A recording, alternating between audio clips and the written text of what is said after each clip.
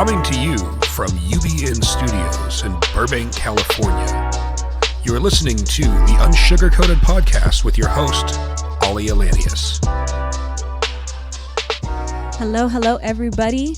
Welcome to Unsugarcoated with Aalia podcast. Once again, we're here to hopefully enlighten you, share some perspectives, definitely talk unsugarcoated. And today I want to talk about humanity over politics.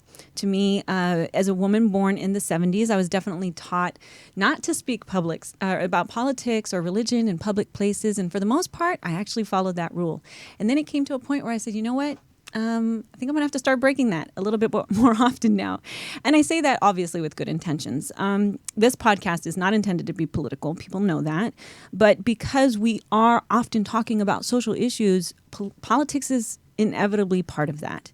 And it is important that we have those conversations. And as an independent, personally, for the audience, if they don't know that by this point, I don't vote based on party. I vote based on for candidates on issues rather than a particular partisan ideology or partisanship. Sorry, guys. So in other words, I'm not one of those people who's taking part in a Democrat sling or a Republican sling. I'm not into that. I'm actually drawn to true leadership and the well-being of our society, both domestically and globally. So hopefully when you guys hear me talk about these things, you keep that in mind. And remember that not everything that comes out of a person's mouth is politically motivated. Like, that's something that I see so much today. And what I feel like a sea of craziness especially with political campaigning season, I'd like to be considered a voice of reason for you all. So thank you so much in being part of that. Today, I am joined by an amazing man who does a lot for our community, and I cannot wait to introduce you to him. Council member John A. Mirisch was elected to the Beverly Hills City Council in 2009, 2013, and 2017. He also served as mayor in 2013, 16, and 19. A fourth-generation Beverly Hills resident, he has devoted the past few years to public service. He has previously worked as an executive at Paramount Pictures, one of the world's leading film companies, where he ran the international theatrical sales department. Before that, he saw international distribution for IMAX, the world's most well-known premium movie-going experience. But here he is today, and during his first term as mayor, he formed the Sunshine Task Force aimed at making Beverly Hills into a model for local government transparency and public transportation, which has become a permanent fixture within city government. A firm believer that local government, when done right, is the best form of democracy. We are so happy to welcome Mr. John Mirisch. Thank you for joining us. We gotta have that applause because you and I had a conversation. I'm really thankful that you were able to come on. You've been in the news quite a bit. I actually opened my phone this morning and saw a comment with regards to, you're an active council member for Beverly Hills, and you've been very vocal with what I perceive to be a desire to protect the community above all. Tell me about what has influenced you and kind of what's brought you to this current point in your journey with politics. Well, it's interesting because I still, after all these years, don't consider myself to be a politician. I look at what I'm doing as public service, and I'm doing it not because it's something I ever felt I wanted to do, but in a sense it's something I felt I had to do for my community. I lived abroad for many years, and when I moved back, I obviously throughout the entire time felt deeply connected to Beverly Hills, was not very happy with a lot of what was going on, and I started a blog, a little bit critical and ironic of certain things, and at one point a friend said, hey, rather than writing, why don't you, run for office? And I never considered it before, but I think it made sense. Certainly if I didn't get elected, at least no one could have accused me of not wanting to step up. And unfortunately, there's still a lot of things that are wrong with the system, not just in our city, but in general. And every day my motivation is what can I do to help our community, and what can I do to help make people's lives better who live in our city. So it's something that really never ends. Obviously, at some point I won't be on the council, but I very much consider myself to be what I would call a communitarian. Yeah. And that kind of cuts across party lines. You can be a Democrat, you can be a Republican. I guess the opposite of a communitarian might be a corporatist, someone who cares more about corporations, Wall Street, their profits, that sort of thing. I very much, that's one of the reasons I believe in local government as the best form of democracy. It's closest to home when done right. And communities should be able to determine for themselves, as long as they're inclusive and welcoming of whoever wants to join them, they should be making decisions on their own. Yeah. And you know what? What caught me when it came to you was you were the lone guy who stood up when Beverly Hills in April wanted to open up early. They wanted to allow lifting restrictions for plastic surgeons to engage in cosmetic surgeries. Yeah. You were the one person. And so when we talk about, you're trying to help your community and you got so much heat, people accused you of being misogynistic, which I thought was ridiculous, by the way, because it is fair. I mean, to some degree, certain things can wait when we're in the middle of crisis, and you're looking out. So how does it, you're going against that, and how does that feel, and how does that bode for you when you are saying, no, I'm here for you guys, and you're not listening? You have to be, you kind of have to have a thick skin, I would say. The Swedish expression is you have to have skin on your nose to be able to deal with some of these things, because there's a whole kind of attitude, in some cases, you should go along to get along. And I really, as long as it's authentic and heartfelt, I want to, make my case known and I believe, state what I think is best for the community. And unfortunately, in many cases, that doesn't always dovetail with what the rest of the council or other people agree. And as said, it's communitarians sort of in general versus corporatists on a micro level. It really, there are money interests that sometimes put cash above community, I would say, and profits above people. And I just, I think with all due respect to our capitalistic system, ultimately it needs to serve people. Ultimately, we need to take care of each other, and we can work within that system. But really, it's almost our duty to try to help the most vulnerable among us. I love that. I love that. I love it when you say that, because I agree with you. I'm all about people making money, but there's a limit. I think even the Rockefellers and our, J.P. Morgans of the world have even understood, after so much wealth, you have to think about your legacy. You have to think about what you're giving back to the community. So when you say those things, it makes me so happy in my heart, because I feel that it is, you're an advocate. And it doesn't surprise me, even with your entertainment background. How does that, because I notice a lot of people will move from, you'll see it on the ballot. Former producer now wants to run. And I love that you say, yes, step up, do your part. How do you think that has influenced your ability, or even just your networking? I don't know that, it's interesting, because yes, I was growing up in Beverly Hills, surrounded by entertainment people. I worked for IMAX and Paramount and UIP. But most of the time I lived abroad. So I would almost say that I've been more influenced by the many years I spent in Sweden. And I am a dual Swedish citizen.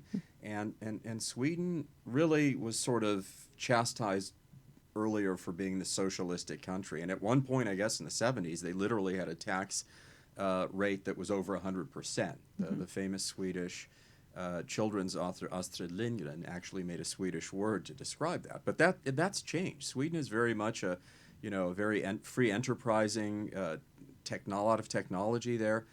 But they haven't lost the sense that there's a social responsibility that we have to look out for each other. And so there's a balance, I think, that in many ways they've achieved. And so there's a lot we can learn from them. I think I'm more influenced by that than necessarily the film industry. That being said, I think one thing that the film industry teaches is that we all have our stories, and it's important for us to listen to each other and to appreciate and to value each other's stories.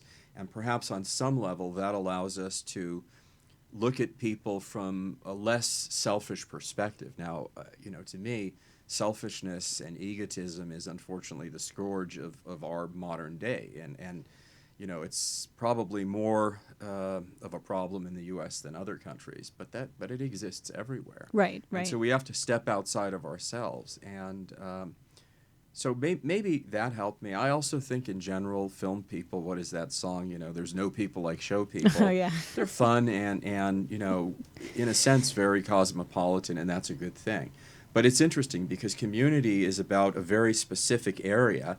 And I love the fact that Beverly Hills, which is known throughout the world, it still feels like a small town. I would agree. It's a community. We, on our best days, we like to say we're Mayberry RFD, which actually, the original Mayberry, I think, was North Carolina, but on the Andy Griffith Show, it filmed not too far from Beverly Hills. Right, exactly. And unfortunately, we say on there are other residents who have said this too, on our worst days, we're like Peyton Place in an Ibsen play with some Shakespeare thrown in. And I think that represents any community. We care deeply about it because it's home. No, absolutely. And I where I live is just near Roxbury Park in Beverly Hills. I'm just on the other side of the line, but I find it to be for many reasons, it's just a beautiful community to be in. Mm-hmm. And when one of the things I want to point out to the audience, because I found this very intriguing, not necessarily... well, have you seen Hamilton? First of all, I guess I have to lead this up. I have seen Hamilton. Okay. Yeah. So one of the where that's going is, sorry, oh my gosh, I just lost it in my head.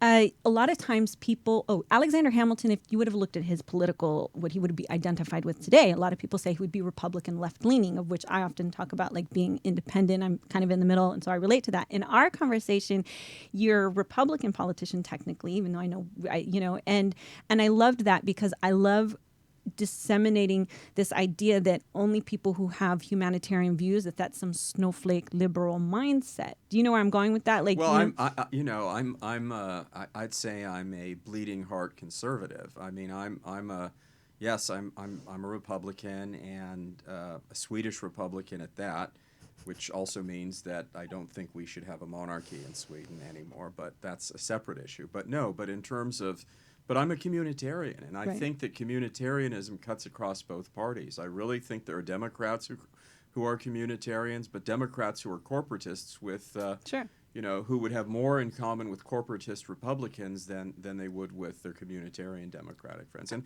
that's another reason, though, that I love local government, because it's nonpartisan. I almost wish that we would eliminate the partisanship when it came to state and federal elections. Right.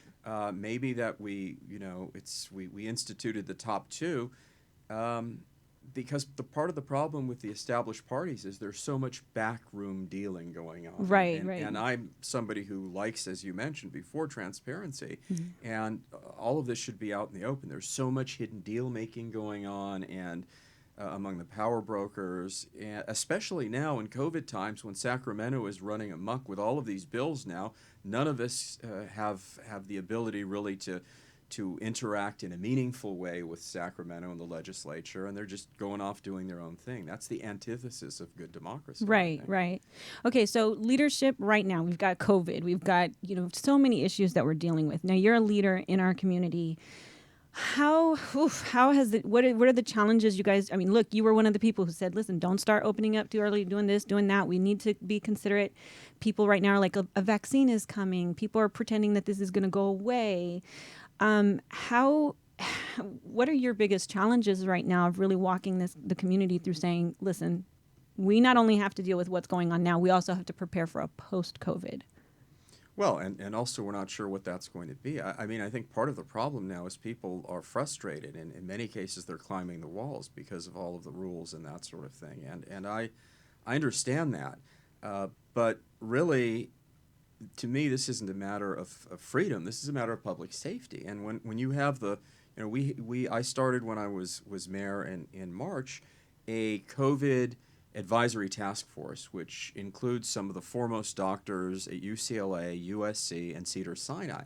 And they're all unified. I mean, yes, you should wear masks, and I get it. There are people who cite sort of rogue reports that say don't. So part of the problem is getting people to buy into what the rules are and to understand that we're doing this for the public safety. This isn't some sort of nefarious world conspiracy, to microchip us and turn us all into zombies who, bow down to Bill Gates or something like that. Right. And so we need to get people to do that. The other thing is to get people to wear the masks. And I have to say, people, I guess, feel invulnerable or selfish or whatever it is. And it's very sad. I think what we need to do is we need to better enforcement. Right. And I certainly have said to our staff and to other council members and the police, if we've had situations now where they've started ticketing people, and I think that makes sense. We may need to increase the penalties if people aren't paying attention. We may need to make not wearing a mask in certain cases a misdemeanor.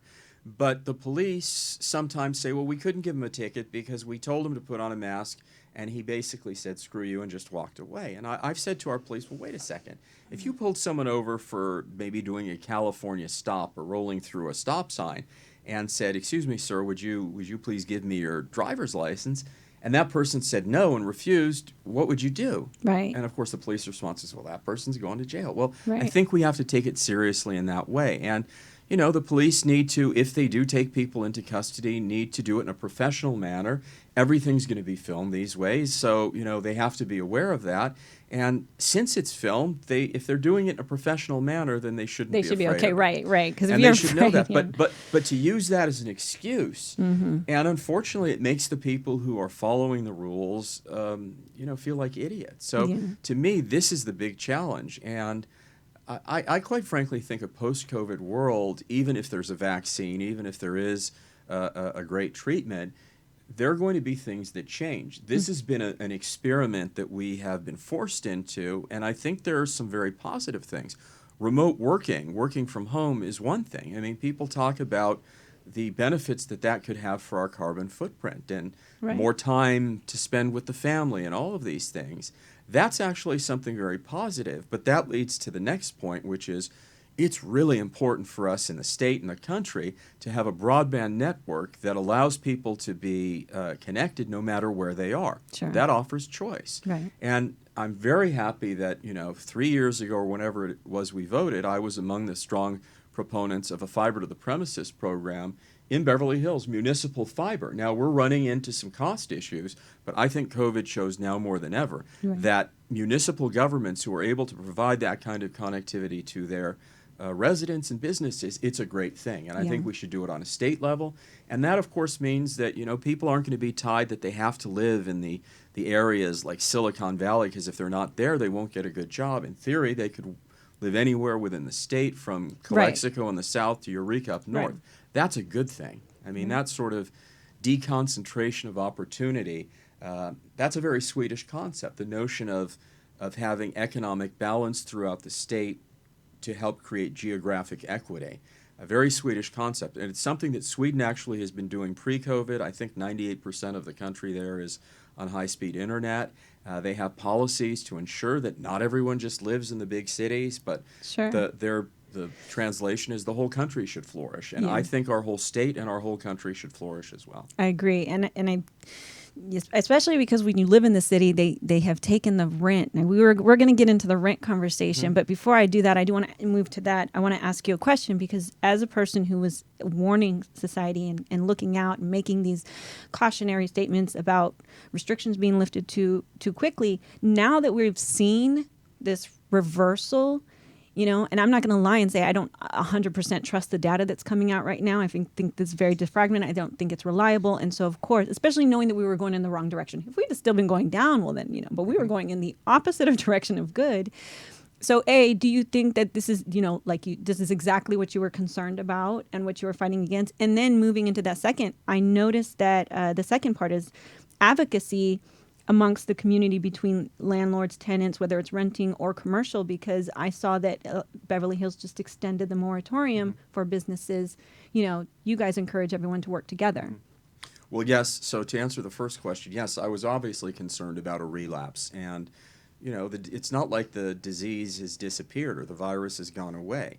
And so, yes, that was my concern. And you look at our levels of infection and you compare them to other countries that have done a better job with wearing masks and other measures, and it's day and night, and it's very sad as well. Right. But you also see that you can't let up. Just because maybe you've reached a level where it's acceptable, it can come back. And that happened in Victoria in Australia right now, which they're basically on lockdown, literal lockdown as a state. And so we need to learn from the experiences of other places as well. And I'm afraid we sometimes are just dismissive of that. When it comes to working together with the landlords and the tenants, yes, I think the goal was that I completely stated was let them try and work things out together. If they're not, then maybe we can be a backstop through our tenant landlord Right. committee and commission to try and work things out. But really, this is an unprecedented time, and it's in everybody's interests to try to work things out. Certainly, that that was when it comes to commercial. When it comes to residential, we cannot be facing a situation where 30 million people are facing eviction. Right. That just can't happen. Right. And that probably is above our pay grade. The feds probably need Right. to step in Yeah. and provide a lot more resources. I really am kind of sick of these bailouts when the federal government bails out corporations and large businesses and doesn't bail out real people. I mean, Yeah. it's the money's not going to where it's most needed, I think. And that's unfortunately symptomatic of what's wrong with our system. Yeah, no, I totally agree with you. I actually had a situation with regards to the PPP loan. Somebody that I was working on with a project, they got a $10 million PPP loan, which part of that was due to my project. And then they turn around and said, oh, I don't have money to pay you. And now maybe we don't want to work with you. And I'm like, wait a minute, what just happened? And you didn't have one employee at the time. You didn't have... PPP is mainly to actually pay employees. Exactly. So... which I thought we were doing. I thought we were going to make a film. Actually, I was executive producer on the film, or I still am. Technically, I executive produced it, but she got the money for the film through the PPP loan and then literally has not. And is just doing some really horrible things that I do not agree with at this point. And that's an instance of abuse on, yes, that's a lot of money, but it's a smaller scale compared to the billions Right, of dollars that right. are going to, or in, the 2008, 2009 bailout of the mortgage companies. I mean, it went to the absolute wrong people, bailed out banks. They were too big to fail, and it put so many people into foreclosure. It turned people who were homeowners into renters. Right. Renters to predatory, massive companies and corporations, and that trend needs to change. I mean, if anything, I think the goal needs to be to lift up and expand the American middle class, and I see it's going in the other direction. You're going to have the poor people, the ultra-rich, and very little in between. We really should be focused as a country on the whole on expanding the middle class. Agreed.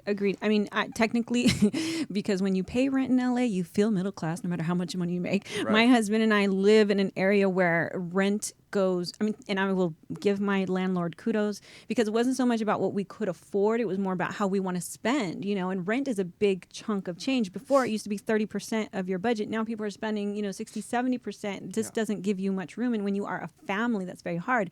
In my neighborhood, there are houses for rent for $25,000, $35,000 for a 4-bedroom house. And you're like, wait, what is going on here? Who is on crack? And that's not even in the flats, Well, and I think a lot of that is part of the speculation that is going on. There's a frenzy.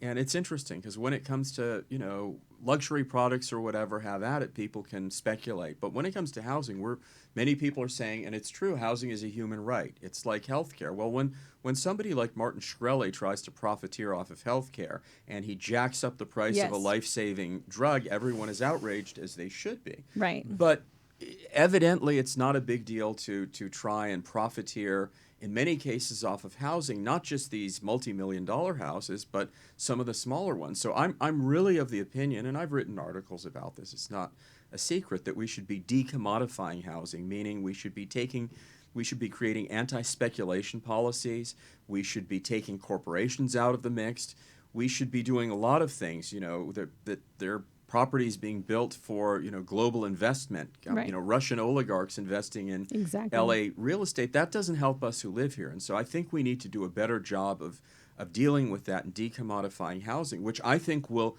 naturally do a couple of things. It will make it more affordable for those of us who are here. Now, yes, for those people who are homeowners, it might actually not, it might mean that since there are fewer people and less speculation, that either prices will go down or they certainly won't go up as high as they would have. And that's okay. I Right, mean, right. people have said to me when I've made this point, how about we come and decommodify your house? And I've said, sure, here are 4 policies that you could do that would actually probably make my house worth less, but I think it's better for our community as a whole. Right.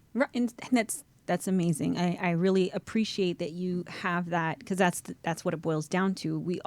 Everybody deserves an integrity, a good life. If you work hard and you can't even afford a home, that's the thing in LA. And by the way, this is still a national topic, because in all of the major metropolitan cities, this has duplicated. Of course, we're not the only ones. New York, San Francisco. I mean, I remember, in 2000, and I had a relative who bought a 3-bedroom 2-bath house with 1-car garage and spent $1 million on it. And I'm like, why would you? And I'm from Napa, where you could get a 3-bedroom house with 2 baths and a pool for $112,000 and originally, but so. And at the same token, I have this history in LA in the 1920s. My great grandfather was a LAPD. And I know that properties back then, these houses, they had such, how much do you want for a 1,400 square foot house is what I'm trying to say. Well, there's a It whole should just very be reasonable. There's a whole very interesting history of, if you've ever seen the movie Chinatown, which is about water and land and the value of land and manipulating it and all of that. And yes, Southern California is a great place to live, but there are great places to live throughout the country. I think, this is a question of opportunity. You have to be able to get a job. You have to be able to support yourself. Well, now, if in the post-COVID world, in a world in which remote working is viable, you might be able to live in a remote part of Napa that isn't necessarily commuting distance to San Francisco, but basically live there and have a house. And I think, so as said, I think there's something that the learnings that we can glean from COVID are opening up possibilities that may make homeownership more of a possibility for people. Now, I know there's a whole group out there that likes to suggest that single-family homes are racist and immoral and that sort of thing. I have to say, I don't think single-family homes are an ideology. They're a lifestyle choice. And let's face it, it's sort of representative of the American dream, having a little house, and a little garden, and a little place of your own, especially in these COVID times, to be able to have as an anchor. And I think there's nothing wrong with it. It's certainly not racist or immoral. And what we can and should do is enable more people to partake of that American dream. And that, to me, means not eliminating single-family homes. It probably means creating more of them, understanding that they're not all going to be in dense urban areas, but that's okay, because we're going to be connected going forward in other ways that allow us to have more choices. Right. Well, and when you talk about some of the policies that you are concerned that are getting pushed through legislation, let's talk a little bit, like what are some of the ones that really present red flags to you? Well, there are a whole slew, and there have been, of Sacramento policies now that are basically aimed at eliminating single-family zones, eliminating zoning, eliminating single-family homes, and taking away local control from communities who are being scapegoated for what is called the housing crisis. There's so much false information floating around there, starting off with a 3.5 million deficit. We're 3.5 million units, less than we need to have. Well, think of it, 3.5 units have an average of maybe 3 people. We're talking for 10 million more people. Actually, people are fleeing California. Other studies done by independent groups like the Embarcadero Institute suggest that the figure is maybe closer to 1.1 million, and at the same time, there are over 1 million vacant units in the state. So do the math. You have people who are crying crisis, housing crisis, and they're trying to use that to further an agenda in which they're taking away local control from cities and communities, which allow developers basically to do whatever they want. Now, ostensibly, it was about affordable housing, but the irony is that in all of the talk that's happening more recently, you hear less and less talk of affordability. The only thing people point to is some sort of skewed version of the law, quote unquote, of supply and demand. And the way in which they apply it is just, it's kind of ridiculous. It's a little bit of this kind of trickle-down theory, because much of what they're going to do would be to create luxury condos. Well, I can tell you, in Beverly Hills, we need affordable housing. So if people are willing to come and build it with perhaps, the government's assistance, yes, the state should be providing assistance for affordable housing. That's something we welcome. But we don't need more luxury condos for Russian and Chinese oligarchs to invest in. Right, because a lot of them just come and invest, and then they're not even here, and they're not just here. capitalizing They're off of our empty. people. And the hope is, well, if you build them, it'll trickle down, and that's not the way it works at all. It's a longer discussion, but unfortunately, there is a false narrative of selfish homeowners. And as I said, a lot of the policies that not just myself but other elected officials who aren't willing to suggest that single-family homes are racist, who say quite the opposite, they're a housing choice and we want more people to have them, there is a false narrative that is going against that. And I think we need to push back. And Again, my suggestion or hope would be to establish policies that lift more people into the middle class. Owning a home is one way of not only joining the middle class, but of establishing intergenerational wealth. And Right. we know there was redlining in the past that precluded groups of people from being homeowners and in certain neighborhoods. And the irony is that while the people pushing these bills are blaming suburban cities and cities themselves, it really was the market. It really was the real estate industry from top to bottom that is responsible for that. And the irony is that their remedy is to put the real estate industry now in charge of our housing policy. To me, that's a little bit like putting Philip Morris in charge of tobacco control. Right, right. I mean, I get it. And I think that I've been proclaiming that there is going to be a reckoning to some degree. And maybe that, look, there's going to be positive and negative things that come from COVID, right? Like, I mean, we can both agree to that. Obviously, one huge negative is the amount of death. And if you look at history, when 1918, when they had their pandemic, it's not like they were over it and things, and then you had a war and all kinds of stuff, which is why I'm like, we don't need any more issues than what we're already dealing with right now, right? So let's get along. Let's try and be better. Also, let's not forget, even if we do establish a cure for COVID and a vaccine, there's the next one. The next novel coronavirus is going to be out there. And we certainly, if nothing else, need to be better prepared for the next time it happens. We have been miserably prepared for this, especially even after it happened. You'd think you still couldn't get the N95 mask. There wasn't enough PPE. There wasn't enough. I mean, it really was something that not only should we have been prepared from a material perspective, but also from a strategy perspective. And there are groups that are working on it now, but boy, I hope we learn from this. And it's something I suggested at the council, that when we look to emergency planning, we be better prepared for this sort of thing. Yeah, I mean, to the person, it's so funny. I have a friend who I saw on Instagram, and I was very proud of her. She ran for local office in her community. She didn't make it. She came in second, but she said, and I love that she pushed, she says, look, I got out there. I met with more of my community. To the person who's passionate like you, who's out there, who's saying, you know what, I want to do something. What would you suggest to be their first steps?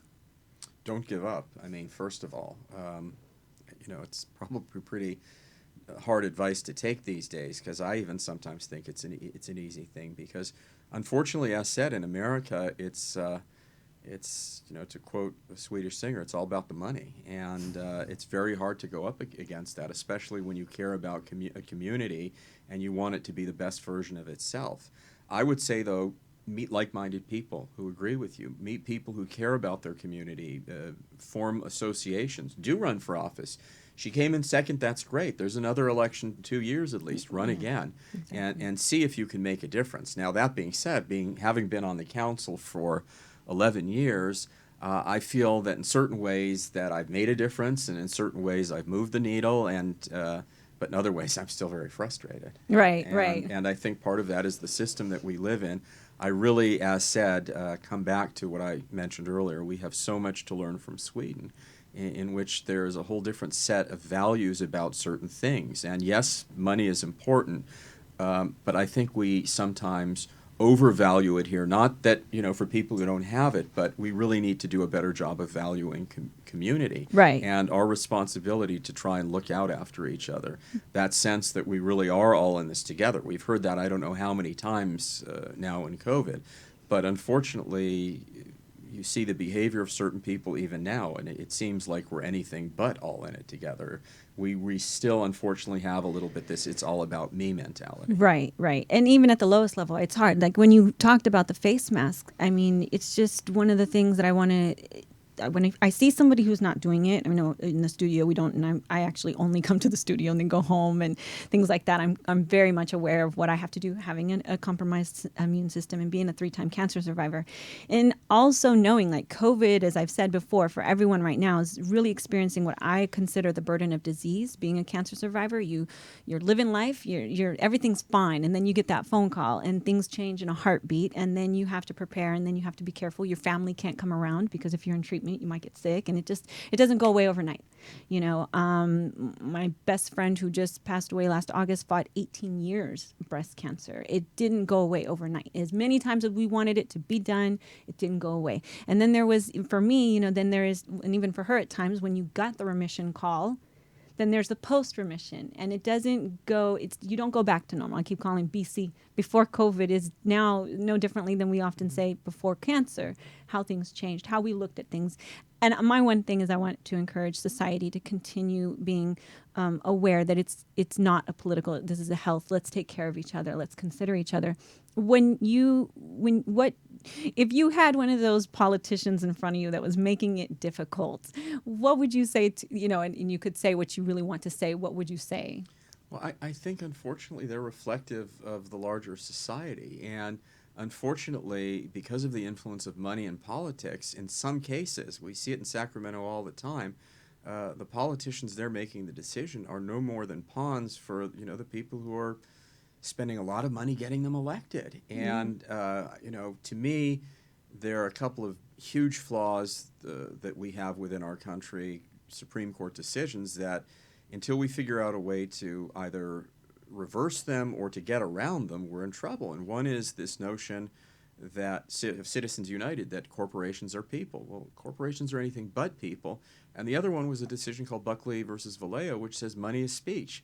So if money is speech, then the person who has the biggest megaphone, the people who have the most money, are going to be heard. And that's really not in a democracy that is supposed to be a marketplace of ideas. That's not an ideal situation. And so, this sort of idealistic goal of taking money out of politics, yeah, it's idealistic in the U.S., but in other countries it really isn't an issue. In Sweden, that's not, in Sweden we have other issues in politics. They're the party. They have a party system where I think it would be better to elect individuals. But that's a huge problem here. So I'm not sure how we get around it, because even our opening too soon, that was a result of the pressure from the moneyed interests in the businesses. Mm-hmm. And, so to tell the people, hey, don't listen to the people who basically bought you and own you, those politicians, I think we need an overhaul of the system to allow normal, ordinary, average residents and citizens to have a say. And our voices are really not heard in comparison to the oligarchs, I would say. And it's sad, because in some ways it seems like we're moving from a democracy to a form of neo-feudalism, in which you've got, the ultra-rich, big tech plays a big role, but Wall Street plays a big role, and their interests often are not ours. Right. And that's the problem. And the people that get left on the bottom, they get left on the bottom. And it's really hard to see. I thank you for giving voice to the people, and even for people who are just passionate about making a difference, and with the upcoming election, a piece of advice for the voters, is it voting country over party? Is it like, what always. do you... Okay. Well, always voting country and community as well. Party means nothing. Family it means something. And, if there are situations where there's a conflict between family, those are very personal things. But that shouldn't even be a choice. I mean, especially the party system that we have here, where you have a loose affiliation. If you belong to a party in another country, they have a platform, and I guess if you don't accept it, you can't be a part of the party, or they can exclude you. Here, you can define yourself. And so my definition of what it means to be a Republican is obviously very different from what Donald Trump thinks. Right. And, there are people who might call me a rhino, and I would suggest they're not the real Republicans. Right. I look to some of the the historical Republicans who people say, well, that was a long time ago, but they still, for me, guide what the party should be. Teddy Roosevelt, obviously Lincoln himself, but that being said, that's just sort of a designation, and as I told you before, I'd be comfortable if we just got rid of them. Yeah, I agree. Let people run on the merits of their ideas, of their vision, of their policies, and not, well, it's supposed to be that. Because to me, this notion of the corporatization of America goes against everything this country should be about, and that's very much in line, I think, with what Teddy Roosevelt thought. And so, to me, he's one of the great presidents. Agreed. But I won't be voting for a Republican for president this year, and that won't be the first time at all. I didn't last time either. But people, this notion of party, and unfortunately, it's something that's used to divide us. Right. I agreed. I mean, the founding fathers warned us against a two-party system. Well, to some degree. They did, and I have to say that a couple years ago, I took my son to Mount Vernon. the home of George Washington, and we were there on Father's Day, and there was a wonderful portrayer of George Washington, an actor. I think his name is Dean Melissa, and I asked him a question about, well, what would you say if you could come back and see what was going on? And he was great. He knew the character and had it down, but what he said was very wise, and he said, well, that's a very theoretical question, but I would say we need to focus on e pluribus unum, which of course was the original motto of the states. It's out of many one. And he said, focus on that, the rest is commentary. And so I love that. That's an adaptation of a very wise comment from Rabbi Hillel. But to me, that's very much true, is we need to focus on e pluribus unum. And that doesn't mean giving up our individuality. It doesn't mean giving up our, how we define ourselves. It doesn't mean giving up the choices that we make. But it does mean respecting people. It does mean looking at other people as sentient equals. And, there's going from one extreme to another to American musical. There's a line from the musical Oklahoma, which I always think of when people fight. And that's a line from the song the Farmer and the Cowman Should Be Friends, where he says, I'm not saying that I'm better than anybody else, but I'll be damned if I'm not just as good. And I think that of all of us. We're all Elvis. We're all, we all are in our own ways. Each community is Beverly Hills or that shining city and can be. And that's our goal. We have to work towards that. And we have to bring out each of us the inner Elvis and help everybody else bring out their inner Elvises, because everybody is Elvis. Yeah. Thank you so much for coming in today and being in studio and just sharing your heart and who you are. And I'm so thankful that my audience will have the opportunity and privilege of hearing it from you firsthand. Thank you so much. Thank and you we'll so have much. to have you again. It was my pleasure. Thank you. Everybody, thanks for letting us be unsugar-coated. We'll be back next week. Until then, take care and be well. Bye.